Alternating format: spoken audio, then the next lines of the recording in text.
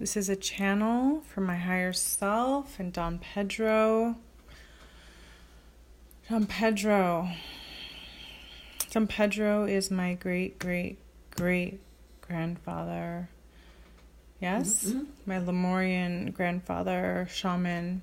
Mm-hmm. And he came to me when I first started my healing journey. He was a guide that came to me, and I did not know who he was. I was like, who is this? He came to me with messages, and I asked my mom about him, or told her about him, and that's when she disclosed my Lemurian shaman lineage and started to reveal to me parts of my lineage I had no idea about. It was a beautiful experience, and so now I connect with Don Pedro. He is a consistent channel and guide, protector, and great friend and great galactic family that I love and embrace and look to in times of guidance. He comes through and brings me channels, and he is very much connected to my higher self. So here we go.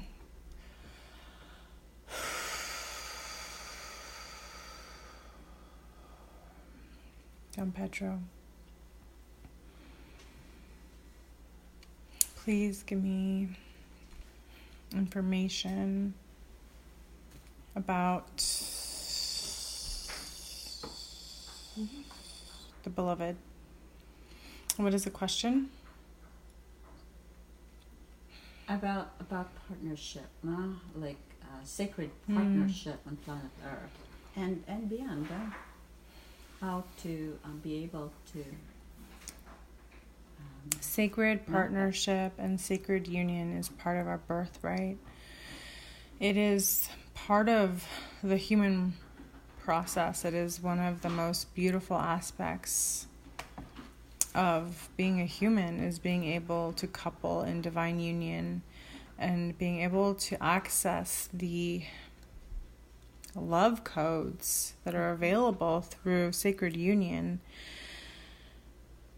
To get to sacred union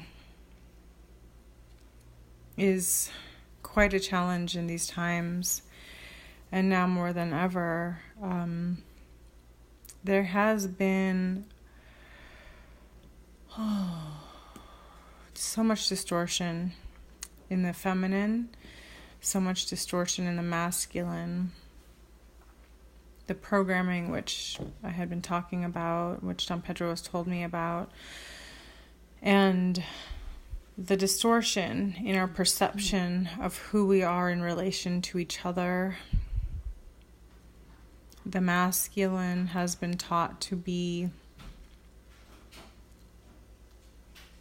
very strong figure, but to the point where it's been encouraged to be almost militant and controlling, manipulative, deceitful, and so many introductions to mind games have been brought into the divine feminine, divine masculine, that somehow through the distortion process, it was there was a rift created where intentionally there would be distortion of the masculine and feminine, that they would feel a program running, that they would feel a competition with each other, like I'm going to prove to you, or I'm going to prove to you, or I'm better than you, or I'm better than you.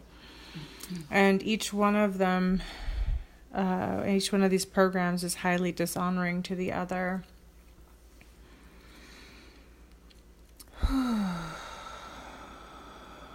Breathing through this, it's very heavy when I tune in. There's a feeling of great despair as like move through the energy of many lifetimes between the masculine and feminine that have been harmful for both parties, whatever party anyone's been on. Both have felt a lose-lose, and this has brought such a feeling of great disappointment in the psyche that rolled over into the next lifetimes. This feeling of disappointment, the feeling of distrust, the feeling of lack, the feeling of great betrayal, and feels very tender. My heart feels tender when I talk about it. This feels like I'm almost just tuning in and slicing into the collective consciousness here with the with one aspect. And remind you, this is one, but this is the cloud. This is the cloud, my friends. This is the cloud where all of this stuff resides. As we tune into these energies, you go into the cloud and you connect into the cloud to see what is the temperature, what is the energy, what is the collective feeling here. And there's another cloud, which is a cloud where there's crystal clarity, where it's just ease and grace and divinity and beauty. And when I tap into this cloud, it's much less filled, meaning that there are not many consciousnesses connected to this cloud of like divine union. Not yet.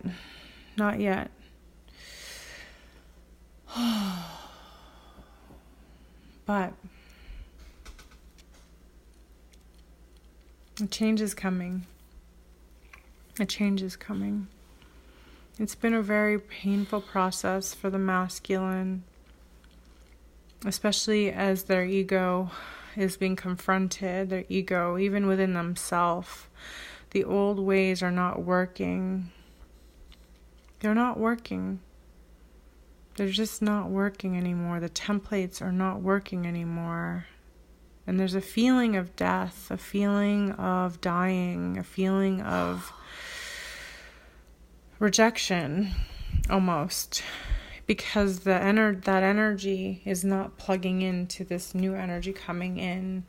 It's being rejected. It's not that they are rejected, but the old way of being is being rejected by the mass. And the feminine is rising. She's rising, and she's been purging the pain, purging it out.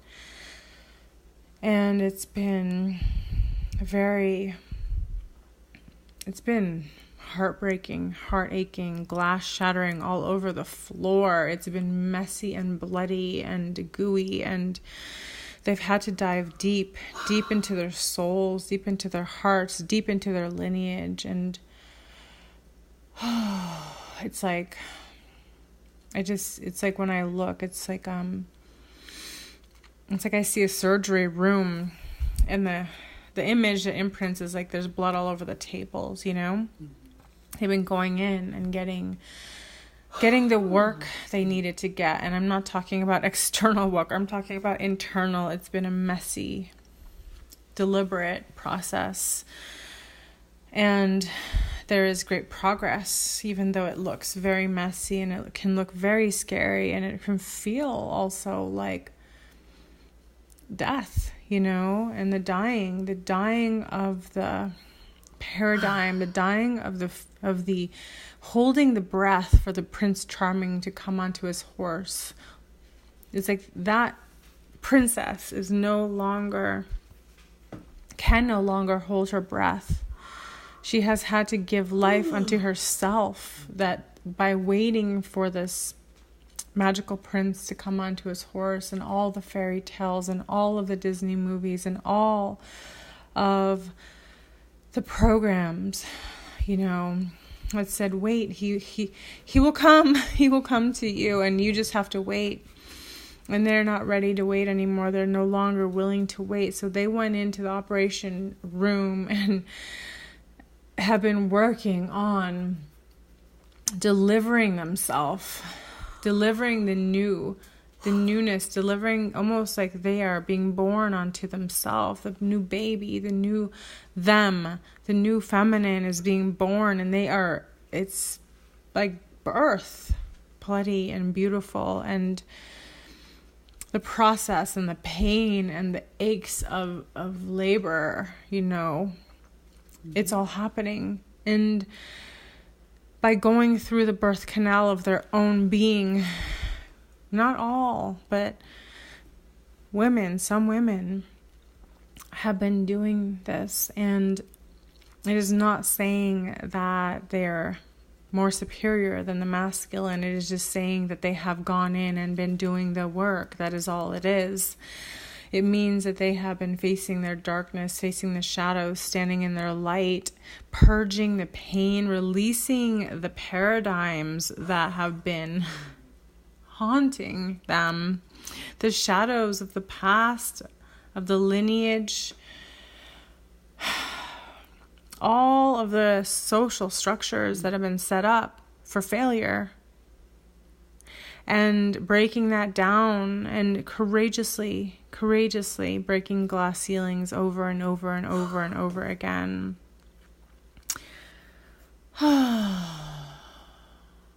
Yeah, it's deep.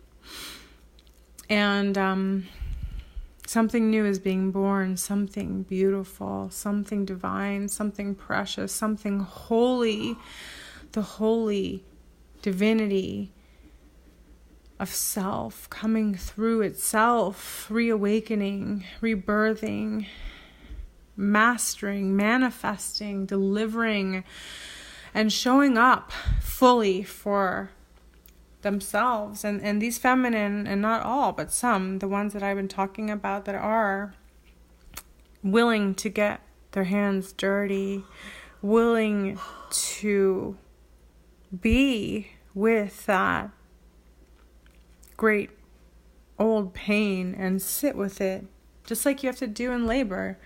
You can't move, you can't run from the pain. You have to give birth to this creation. And this is exactly what's going on. And so what's happening is it's like this new generation. It's like they are shedding the skin of the past. They are shedding the skin and the old ways and standing in their light, and maybe having to stand alone in their light, and really shining their lights as a beacon, as a lighthouse for the masculine to show up.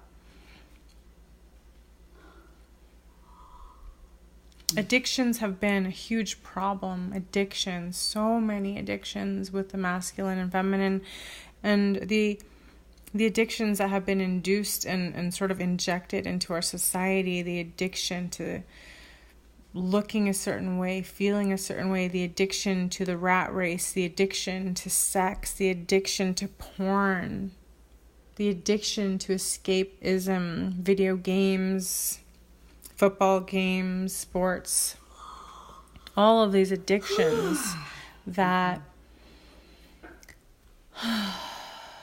are distracting from the wound that's there. You know, I never thought I would be the person to be looking at wounds. Ever. That's not what I thought. But you asked me a question, and there it is, you know. The wounds are there. They're gashing. And it's like these men are coming out of the war zone. Some of them, not all, are willing to give up being soldiers. But there is a choice. You can turn and be a soldier of the light. You can take that energy and that power and use that energy to create something beautiful, something sacred, something with a divine feminine. And the separation that has been going on, there's been invisible walls, walls between the masculine and feminine, and the walls. You can walk through them. You don't have to just take them for face value. It's like you can see the wall and choose to say, hey, I'm going to break through this. I'm choosing to walk through this, or this doesn't hold power on me anymore, you know? Mm-hmm. Sacred union is so important, and it will be time when it's time, but right now, everyone's cleaning their own house. You know, a lot of people are cleaning their own house. And that may look different for everyone. That may look like facing an addiction. That may mean admitting and being honest to yourself about how you feel. That may mean feeling aloneness, okay? Because if you can't be with yourself, who can you be with? Like, if you can't be with yourself and be comfortable for some period of time, then you're not ready to be in divine union, you know? It's important to build yourself from within. Because otherwise you're going to come into union and it's just going to blow up in your face. It's important. It's important. It's all important. This processing is important, to be with it. And to not turn away, not run away, not try to find the next distraction, the next hot thing, you know, the next thing that's going to give you pleasure. It's not about that anymore. Those things are becoming mundane. And because there's something greater. There's something greater that wants to come in. There is pleasure, there is joy, there is divinity, there is wholeness, there is comfort in sacred union. There is beauty, unlike any beauty. It is an internal feeling that fills every crevice of your heart and your soul. And it's not that this person is like just a magical puzzle piece that, you know, boom. It's that when you filled yourself up and your cup is full and you come together with another full cup, that's when great things happen. These two cups become one, and the amount of light and beauty that's created, the gardens that are created from these kinds of unions, nourish not only the couple, but the collective. Any questions? Yeah, well, that sounds perfect. So, I believe that the role of the couple, they have a purpose for being together in this planet Earth. It's like what you said. They're going to be the beacons of light. So they have a purpose. So their life has to be like streamlined to be refocused. Is that true? So people are setting their life up. That's why certain jobs are ending for people, or they're getting pushed out of certain positions, or various things where they have to move. They have to align to where there's going to be room for this to happen. You know, it's like the tower card moment when everything is crumbling and you're wondering what is going on. Am I going to make it through this? And absolutely yes, there is light. It comes from darkness. The dark night of the soul serves a great purpose. When you question what is going on, instead of just blindly walking into what you don't understand, then you're able to assess. And when you do that, when you start to take the blinders off and look, and it at first can feel terrifying, and you can feel very alone, but you don't have to, because there are those who've been walking this path and setting the creating the trail for you. And when you show up and walk your path on that trail, then you're creating a trail for the next person. It's all part of the oneness. We are creating oneness. We have been so divided and so pulled into our individual zones where everyone's ego is like, I'm the one, and I'm the hottest thing, and I'm whatever. My butt's bigger than yours, whatever, all this ridiculous, foolish, waste of time nonsense is just all serving as a distraction. Be mindful at what you focus on. Be mindful at what you worship. if you're worshiping, only the outer form, but never going into the deeper layers, into the heart, then you're missing something. You're missing something. You're not going to get that deep satisfaction. And a lot of people jump one to one to one. They're chronic daters, or they're constantly like looking for the next thing to fill their void. And I'll tell you what, the void will never be filled by doing this. You can get great pleasure and then it's gone and then you're empty again. And this is also like the part of breaking the cycle of the narcissist, right? Who is always looking to vampire and who is externally seeking to juice other people. That can't work. That's not sustainable anymore. These have got to stop. What's really being asked is that you take your plug and plug it into the source energy, whatever that means, the divine feminine, the divine goddess, the divine god, Shakti Shiva, whatever you want to call it, into source. Okay, you don't want to keep trying to source your energy through sex or siphoning it through emotional dramas. These are harmful. You want to get off that. And the thing is, if you are having this cycle where you're constantly needing new sex, new person, new stimulation, what it probably means and what's really going on is actually you're being siphoned by an entity. There's an entity that is latched onto you, that is hungry and is using you as a vessel for its food. It's time to tell these things to back off. Back the fuck off. I said it. Back the fuck off. There's no room for these entities. You know what I'm saying? These addictions. No, I'm not here to feed addictions, I'm not here for that. And those are what comes up for a lot of the relationships. And when I work with people, mostly women, who are suffering from these great pains and wounds, and they have usually encountered this vampiric prototype, a masculine that has been possessed. And it doesn't matter what you believe it or not. I don't really care either way, but the point is that this is my work. So this is what I do.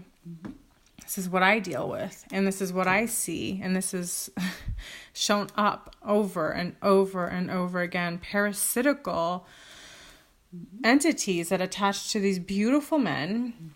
And the men are only serving the entities. Who do you serve? Who? You have to ask yourself. Even people that say they serve, that they're so religious and that they serve God, and yet they're paired up with demonic entities. You know what I mean? Because you have to take sovereignty of your being.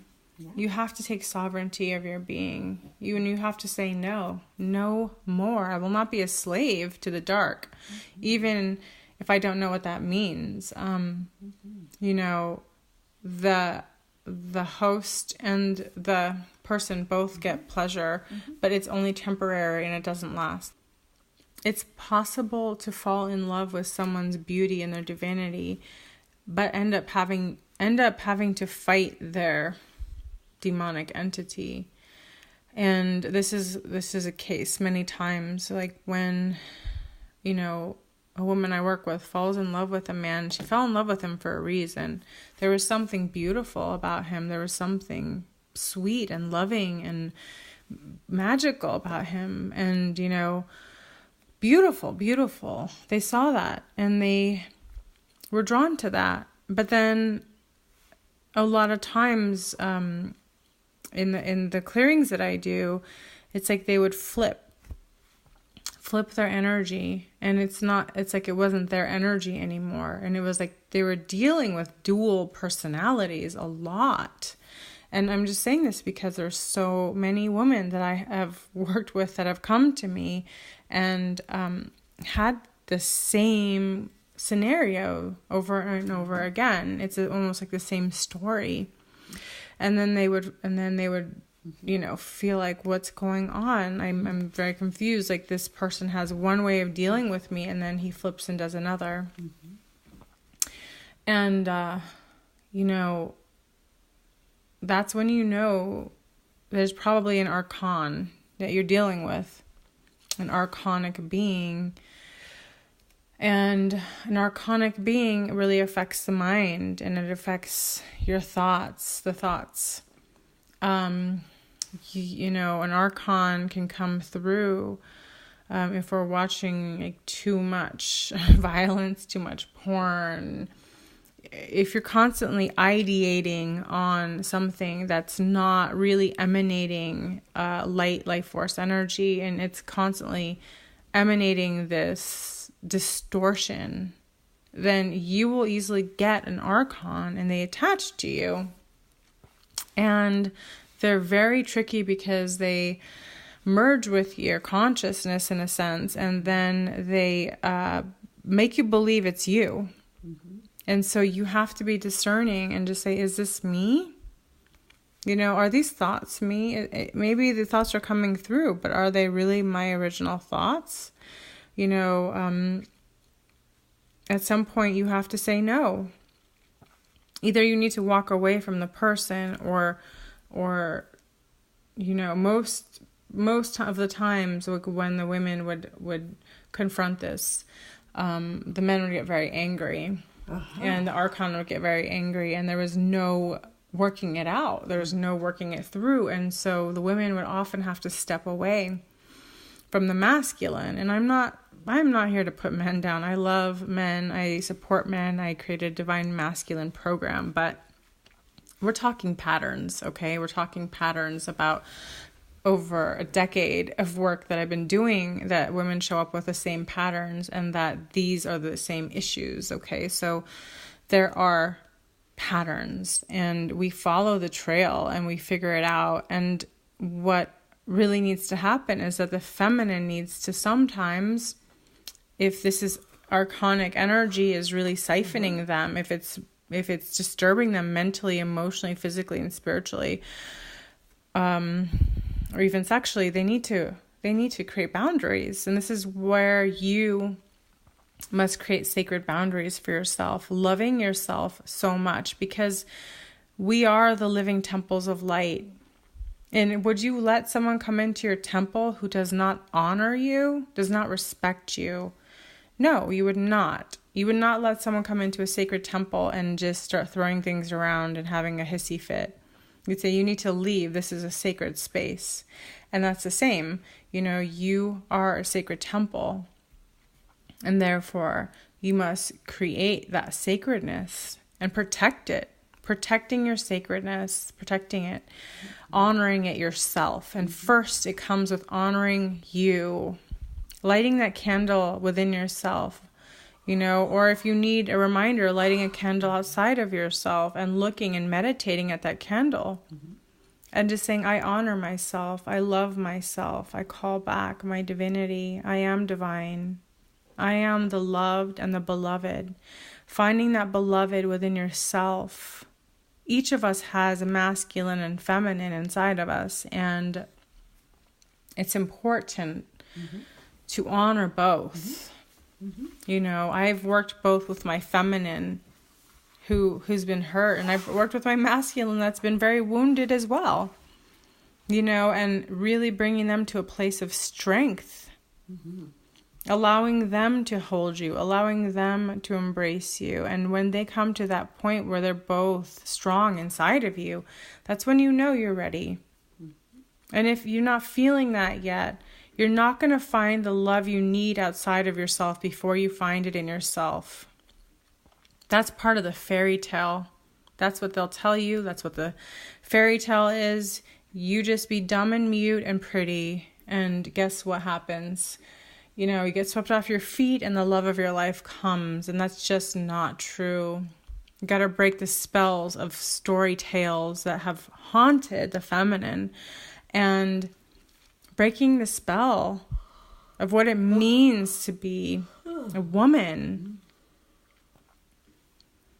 You have to learn to love yourself first. And that is the hardest lesson we can learn. There are days when you just don't feel it as much as you do on other days. And what is a catalyst for this is making choices on a consistent basis that make you feel good. And I'm not talking about instant gratification of like hooking up with somebody new or drinking or anything like that. I mean, feel good from the inside out. Like when you go to the gym and you work out, you're doing it for you. You feel good. You get the endorphins, or you do yoga, or you make yourself a healthy meal and you enjoy it and you say, I am giving my body what it needs, or you spend time in nature, or you find a friend who you resonate with and who's a high viber, and you connect on a different level.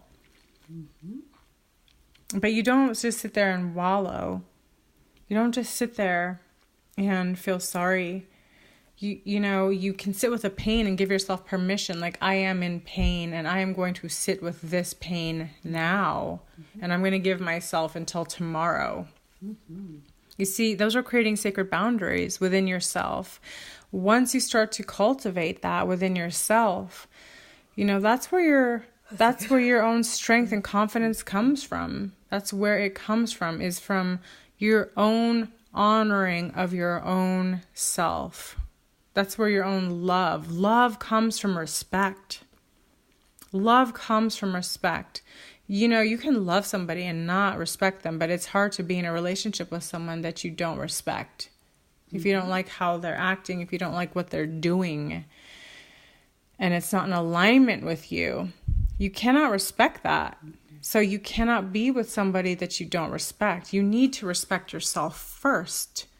And you know, everyone's betrayed themselves. In a way, we've been taught to. That, you know what?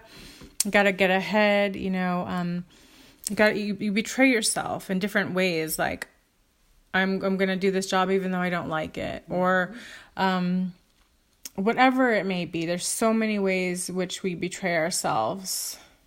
And you're like, oh, I'm not going to think about that. I don't really, I can ignore it. I can put it aside. I'll put it in this box, this dirty box over here. And guess what? That box gets filled up and then you don't feel good anymore. Yeah. So you need to go through that box and say, hey, I acknowledge that there was some self-betrayal over here. And I did things maybe I didn't feel good about. You know, because we're not always all saints. None of us. Sometimes we act out in a way with people that we don't feel good about. We snap at someone, you know, whatever it may be. Maybe we weren't conscious. And it's just about saying, hey, I wasn't conscious about this. And I am truly sorry that I put myself through this, and I forgive myself. I love and forgive myself. I love and forgive myself. I love and forgive myself. I love and forgive myself. And you just keep on working through this self-love and forgiveness. Because guess what? It's time to forgive yourself.